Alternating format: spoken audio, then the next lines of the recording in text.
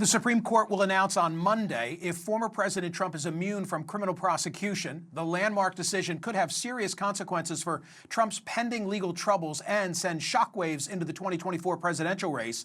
On Friday, the High Court also ruled that the DOJ overstepped by charging hundreds of people with obstruction for storming the Capitol on January 6th. The D.C. District Court now reopening some of those cases.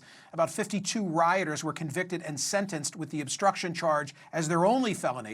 Chief Justice John Roberts penned the 6-3 majority opinion alongside mostly conservative and one liberal justice, saying, quote, "Nothing in the text or statutory history suggests that the law is designed to impose up to 20 years imprisonment on essentially all defendants who commit obstruction of justice in any way. Prosecutors can still file obstruction charges against rioters if they're able to prove the defendants tried to stop the arrival of certificates used to count electoral votes." Special counsel Jack Smith likely to continue to pursue the same charge against former President Trump. Joining me now, Elie Honig, former federal prosecutor, CNN senior legal analyst. So, Elie, we know this. On Monday, this hot news cycle is going to take a major shift because finally we get the immunity decision. What are the possible outcomes?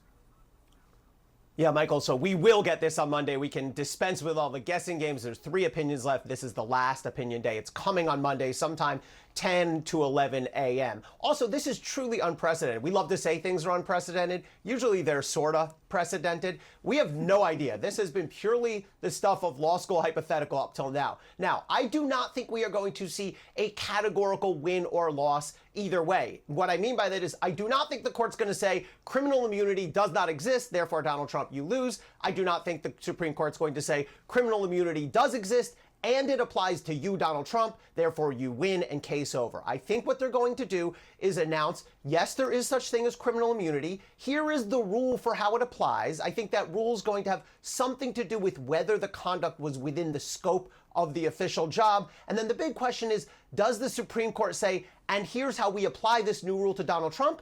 Or do they kick it back to the trial court and say, now you have to hold a series of hearings and you decide whether it applies to Donald Trump? Most importantly for the 2024 cycle, Monday's July 1st, do you see any scenario where he could go to trial in this case, the January 6th case?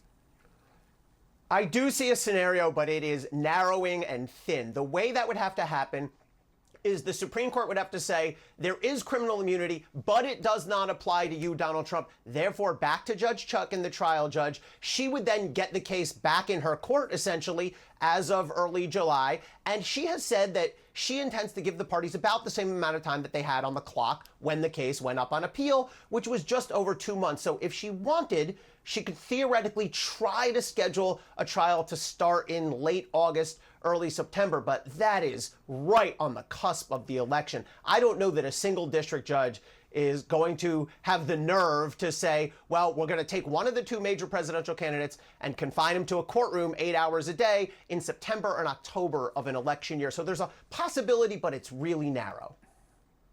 If it goes the way Elie Honig suspects, then how and by whom will it be determined whether Trump was acting within his official scope?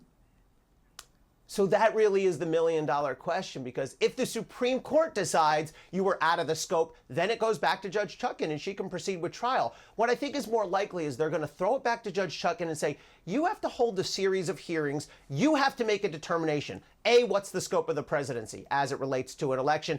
B, was Trump within or without that scope? And C, a big question that I have no idea what they're going to say. What if it's mixed? What if 80% of his conduct was outside the scope of the presidency, but 20% was in? Do you pull that 20% out of the case? I have no idea. And that's why I'm eager to see this opinion.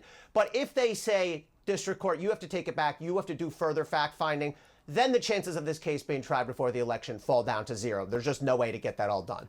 The Supreme Court set to hand down their final opinions of this term, which means that they will have to finally resolve the question of whether former President Trump can claim immunity in his federal election subversion case, which of course touches on his actions before and during the January 6th attack on the Capitol.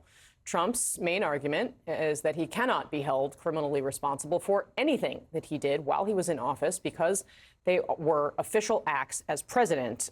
Elliot Williams, let's walk through what the options may be when this opinion comes down. What are we all going to be scrambling to read in this opinion as those interns run it out to us? As they run it out. So I think based on how oral argument met, it seems that there's a majority on the Supreme Court that wants to find that some acts of the president are immune from prosecution. That's probably acts that were committed or done in the president's official capacity, sending troops, for instance, into battle.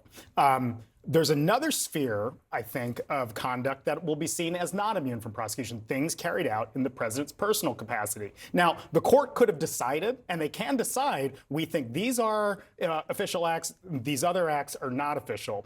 It appears that they're not going to do that. It appear, and this is all based on what a majority of the justices were saying at oral argument, that they're going to send it back to the trial court to have hearings to figure out which acts fall into each bucket. And so the bottom line for that is that it will delay any trial for Trump in this January 6th situation until after the election? It will delay any trial for Trump after the January 6th election. Now, something we've talked about on this program is the legal system exists outside of the political calendar, and it takes a long time to have hearings. Now, many voters see it as important to have a decision on this prior to Election Day, but that's simply not what the Supreme Court, I think, cares about, for better or for worse. It's a choice that they're making. They are choosing to take as long as they are and to kick it down and so on. However, it's not their obligation to rule on anything prior to a political deadline. Yeah, I mean, but do you think Americans view that as do they view it as plausible that the Supreme Court is above politics? No, they do not in any way regard it as plausible that the Supreme Court is above politics. And considering that the Supreme Court has an approval rating now that rivals roughly what Congress's is, it's pretty low. People don't have a high opinion of the Supreme Court. People see the Supreme Court as unethical, not policing themselves in an effective way, not burdened by politics and so on. Of course, the public holds the Supreme Court accountable for questions like this. And like I said, it is still a political choice to rule in the manner that they're doing. Now, they can wash their hands a little bit and say that, well, no, we're not stepping in an election. We're not putting a thumb on the scale. But in effect, they are. And that's where we are with the Supreme Court today. Yeah.